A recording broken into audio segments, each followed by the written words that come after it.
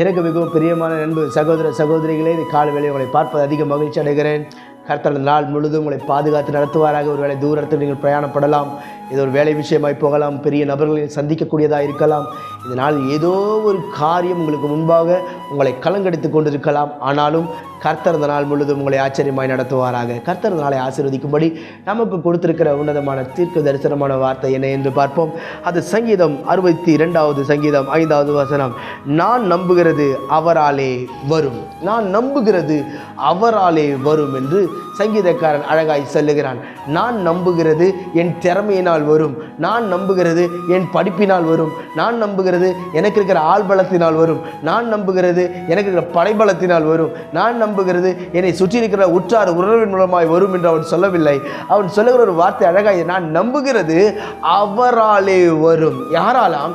வானத்தையும் பூமியும் உண்டாக்கின தேவனுடைய கரத்தில் இருந்து நான் நம்புகிறது அவருடைய கரத்திலிருந்து வரும் என்கிற விசுவாசம். முதலாவது நமக்குள்ளாக அந்த விசுவாசம் நிலைத்திருக்க வேண்டும். பிரியமானவர்களே, நான் விசுவாசிக்கிறேன் கர்த்தர் எனக்கு இந்த காரியத்தை செய்வார், நான் விசுவாசிக்கிறேன் கர்த்தர் இந்த காரியத்தை நன்மையாய் மாற பண்ணுவார், நான் விசுவாசிக்கிறேன் கர்த்தர் இந்த காரியத்தை கைக்கூடி வர பண்ணுவார் என்று சொல்லி நாம் விசுவாசிக்க விசுவாசிக்க விசுவாசிக்க நாம் அவரை சார்ந்து கொள்ள நீங்களும் நானும் நம்புகிறது அவராலே நம்முடைய கரத்தில் வரும் என்பதில் எந்த ஒரு சந்தேகமே இல்லை. ஒருவேளை தாமதிக்கிறதா, நீங்கள் விசுவாசிக்கிற காரியங்கள் தாமதிக்கிறதா, நீங்கள் எதிர்பார்த்து இருக்கிற காரியங்கள் தாமதித்து வருகிறதா, பயப்படாதீர்கள். நீங்கள் எதிர்பார்த்திருக்கிற காரியம் உங்களுக்கு கைகூடி வர பண்ண அவர் போதுமானவராய் இருக்கிறார். அது வர வேண்டும் என்று சொன்னால் நீங்களும் நானும் செய்ய வேண்டிய ஒரு காரியம் ஒன்று உண்டு.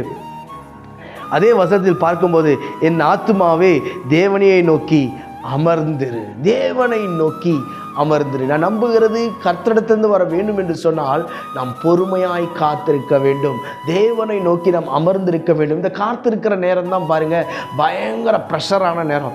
சிலருக்கு காத்திருக்க முடியாது, வாக்குத்தத்தங்களை வாங்கியிருப்பாங்க, ஆனால் சுதந்திரிக்கிறதுக்கு முன்னாடி ஏதாவது ஒரு தவறை செய்துவிட்டு சுற்றி அலைந்து திரிவார்கள், வருவதற்கு தாமதமாகும். நாம் தேவனை நோக்கி பொறுமையாய் காத்திருந்து அமர்ந்திருக்கும் பொழுது கர்த்தர் நமக்கு கைக்கூடி வரப்பண்ண அவர் போதுமானவராய் இருக்கிறார்.